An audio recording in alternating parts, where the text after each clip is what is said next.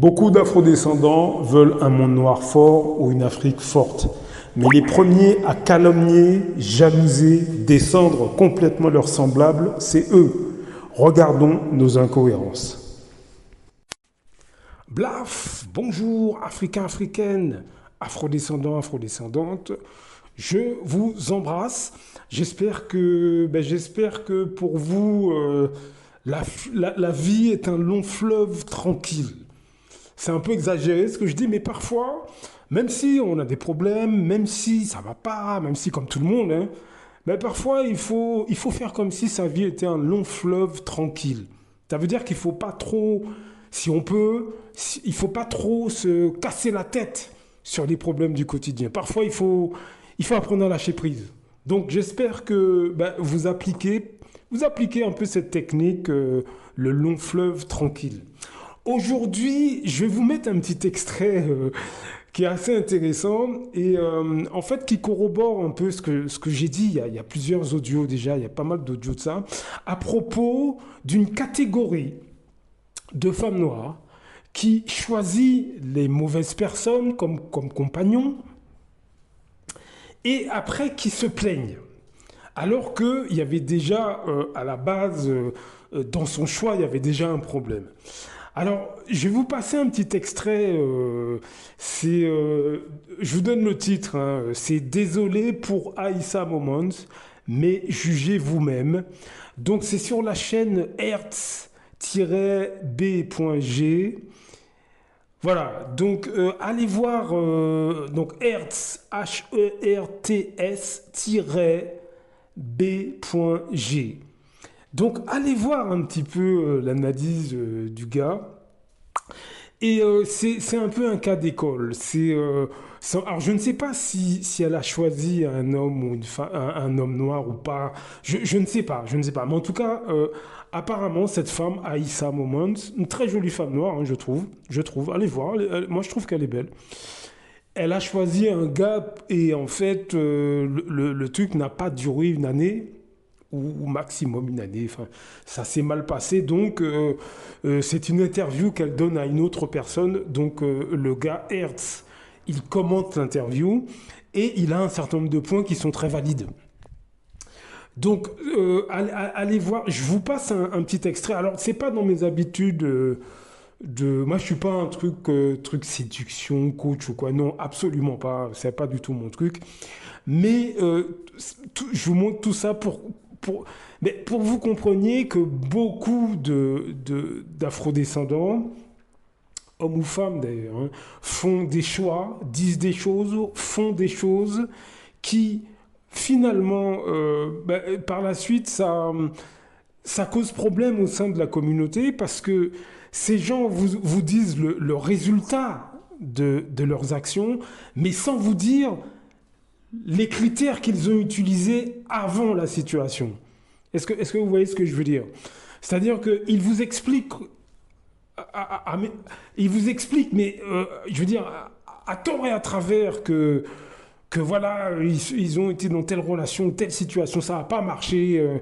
Finalement, par exemple, hein, les afrodescendants, c'est pas la peine, telle situation, c'est pas bon, etc. Mais sans vous dire que avant cette situation, est-ce qu'ils ont fait attention à un certain nombre de choses? Et vous vous rendez compte que non. Je vous laisse écouter, on en parle juste après. T'as pas choisi pour des bonnes raisons. Donc il se dit, si tu es capable de donner sa chance à un mec médiocre comme lui, c'est qu'il peut essayer les conneries. Et c'est pour cela qu'il est parti loin dans la connerie. Parce que tu l'as choisi pour des choix stupides. Comme si à la fin, on découvre la lune, alors que la lune n'est jamais partie. N'importe quoi. Je sais pas si on m'a posé, est-ce que tu t'en veux ou tu t'en veux pas par rapport à cette relation, ou de ne pas avoir vu tout de suite ces signes? Franchement, elle a posé des questions inutiles toute la vidéo. Et c'est à la fin qu'elle vient poser la seule question utile. La question que même il fallait. Je ne sais pas si c'est utile de la poser à la fin ou pas. Mais quand Aïssa Moments répondait aux questions, quand elle développait, ça c'était des questions sur lesquelles il fallait rebondir. Comment ça se fait que vous êtes fiancé? Comment ça se fait que tu n'as pas vu ça au début? Tout ça c'était des questions à rebondir. Maintenant à la fin, elle vient lui dire, tu regrettes. Attendons un peu sa réponse. Je m'en veux. Je pense, d'avoir. Donc, comme tu dis, tu t'en veux par rapport à tes parents, mais par rapport à toi. Est-ce que tu t'en veux de ne pas avoir détecté tout de suite le fait qu'il te manipulait ou le fait qu'il n'était pas sincère avec toi ou. Enfin, je sais pas. Non, parce que ça, j'aurais pas pu le voir. Au début, je voyais des petits détails, mais non, je peux pas m'en vouloir. Je peux pas m'en vouloir de ça. Peut-être que si c'était à refaire, je ferais pas de rencontre par l'intermédiaire de quelqu'un, je pense. Ouais. Tu vois. Rencontre par l'intermédiaire de quelqu'un. Alors que nous savons que c'est la meilleure manière de rencontrer des personnes. Et c'est même comme ça que la majorité des couples forts se font. Le problème, c'est la personne qui te l'a présenté. Est-ce que cette personne voulait vraiment ton bien? Est-ce que cette personne te l'a présenté pour que tu sors avec lui? Ou tu l'as juste connu au travers de cette personne? Et vous voyez bien la question, c'est est-ce que tu t'en veux de ton choix? Elle essaye d'éluder la question. Comme je vous dis toujours, les gens qui ont grandi en Occident ces 30 dernières années sont incapables de répondre à des questions qui les mettent devant leurs responsabilités. On essaye toujours d'éluder la question. La question, c'est est-ce que tu t'en veux d'avoir fait ce choix-là? Ça devient non, je ne m'en veux pas d'avoir fait ce choix-là, je m'en veux d'avoir rencontré par l'intermédiaire de quelqu'un. Il est où le rapport? Elle est où la corrélation? Même si tu rencontres quelqu'un par l'intermédiaire de quelqu'un, ça ne te dispense pas, un, d'être vigilant pendant que vous commencez à flirter, et deux, de ne pas voir les red flags. Parce que on sait jamais, finalement. Ouais. Quelqu'un peut me présenter quelqu'un pour son intérêt ou parce que s'il est cool et ou c'est quelqu'un qui connaît, mais c'est peut-être pas bon pour toi, en fait, tu vois. Ou ça, peut-être, mais je. Même quelqu'un qui te drague de sa propre initiative peut être pas bon pour toi. Ça, c'est une fausse réponse. Je comprends pas, elle est où? Et elle est où la pertinence de la réponse? Donc vous avez entendu, en fait, allez voir la vidéo, elle dure à peu près 1 heure, donc c'est un peu long. C'est assez intéressant parce que il a raison dans ce qu'il dit, le gars Hertz. Il a raison parce que en fait, pratiquement 45 minutes de la vidéo, les premières 45 minutes de la vidéo, elle explique le comportement du gars, elle explique que le gars ça n'allait pas, blablabla, tout ce qu'il a fait, etc. Et effectivement, c'est à partir de l'extrait que je vous ai passé là, donc ça, c'est 45-50 minutes après le début de la vidéo. Finalement, on se rend compte que, à la base, il y a des choses qu'elle aurait dû faire attention avant, dès le départ, et elle l'a pas fait. Est-ce que vous voyez? Donc, c'est le type de femme qui va vous dire, j'ai pas de chance avec les hommes.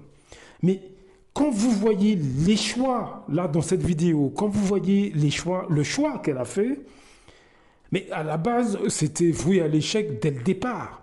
Puisque si vous allez voir la vidéo, vous allez vous rendre compte, elle explique que déjà, dès le premier mois de mariage, il y avait déjà des problèmes. Dès le premier mois, je ne sais pas si vous voyez, dès le premier mois, il y avait déjà des problèmes.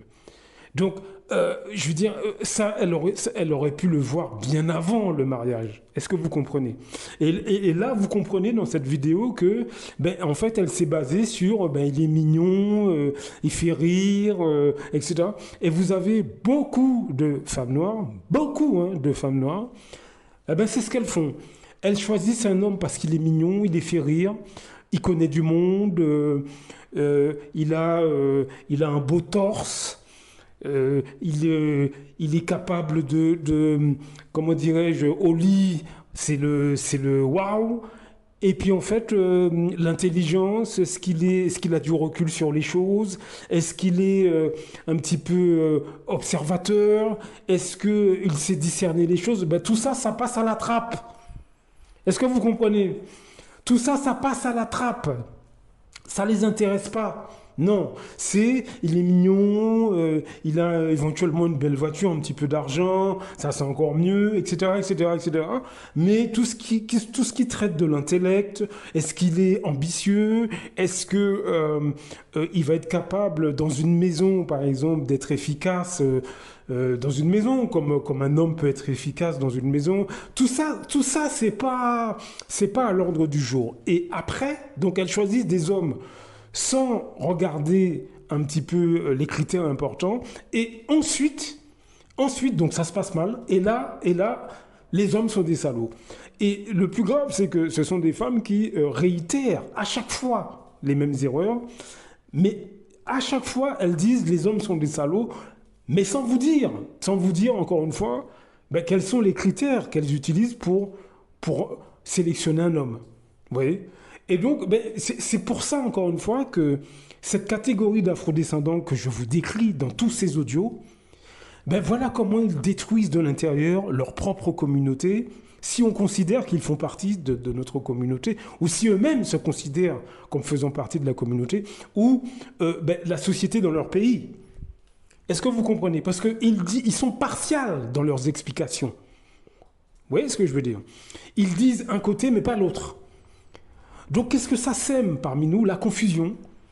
On ne sait plus à quel sein se vouer. On a tendance à se méfier entre nous, les uns des autres. Est-ce que vous comprenez? Est-ce que vous comprenez?